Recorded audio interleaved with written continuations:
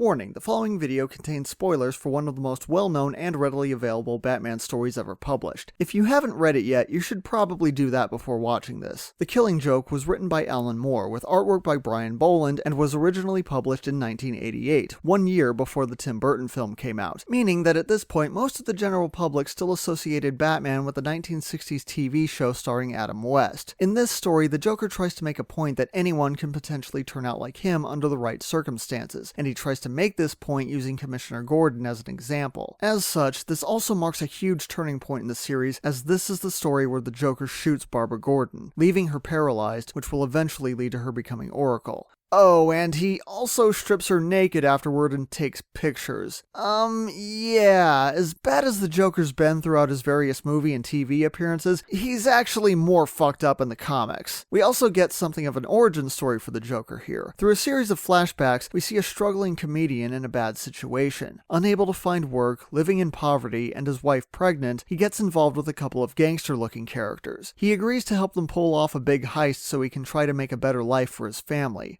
Tragically, his wife dies in a terrible accident just before the heist, but it's too late for him to back out. The plan is for him to disguise himself as a criminal called the Red Hood, while leading the other two through the Ace chemical plant where he used to work. Yep, just like the one from the Tim Burton movie, sneaking through to the building on the other side where the actual robbery will take place. Everything goes wrong though, and the comedian ends up being chased by Batman, diving into the chemicals to get away, which gives him his signature Joker look. Parts of this story have been adapted into other continuities, to the point that many people consider this to be the definitive origin story for the Joker. However, artist Brian Boland has said that while he was working on the comic, he considered it to only be one possible explanation for how the Joker came to be. In the end, it's even revealed that the Joker himself doesn't remember what happened, and he even says, if I'm going to have a past, I prefer it to be multiple choice. Now, on one hand, I do think this idea is illustrated better in The Dark Knight, the second film from the Christopher Nolan trilogy, with the Joker telling different versions of his own origin so the audience can tell that he's just making the whole thing up. In fact, you'll probably notice that The Dark Knight borrows a lot of ideas from this story, right down to an interrogation scene with Batman yelling, "Where is he?" But one major benefit of the Killing Joke's origin story is that it helps illustrate the Joker's point at the end when he starts comparing himself to Batman, making the usual "we're not so different after all" speech. By telling a single, fully fleshed out story with a truly sympathetic character, we can see, even through a hypothetical example, how the Joker possibly could have started out as an innocent normal guy who, as he puts it, turned out the way he did because of a bad day. We can see him try to cling to a normal life as every last fiber of his reality falls apart around him. He's put through such a terrible situation that the most sane thing he can do is laugh at it. He's pushed to such an extreme that the only way to keep his mind functioning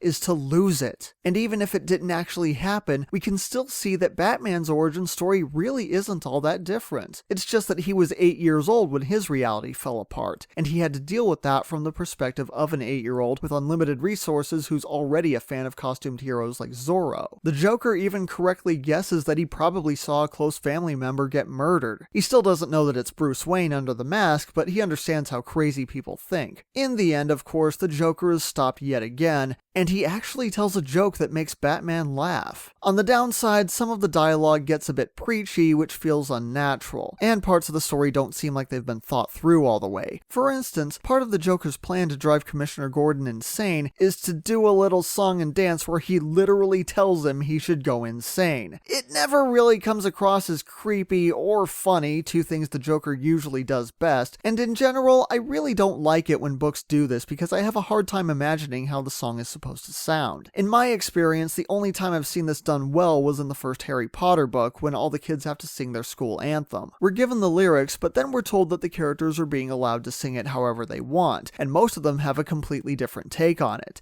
It's like the author was saying, yeah, it's impossible to convey this accurately in a book, so don't worry about it. There's really no right or wrong way to do this. On the positive side though, the artwork here is just fantastic. Many comics from the 80s unfortunately have a tendency to look dated, but The Killing Joke absolutely holds up. If I didn't know any better and someone told me this was drawn today, I'd believe it. As for the story, Well, it's easy to look back now and say The Dark Knight did it better, and it's true, The Dark Knight was an excellent movie made by talented people. But try to keep in mind that it was also basically adding polish to something that the comics were already doing 20 years earlier. Overall, this is still a damn good story in its own right, and I would especially recommend it to fans of the more recent versions of the characters who might like to know where some of the more commonly known elements of the Batman storyline first came from.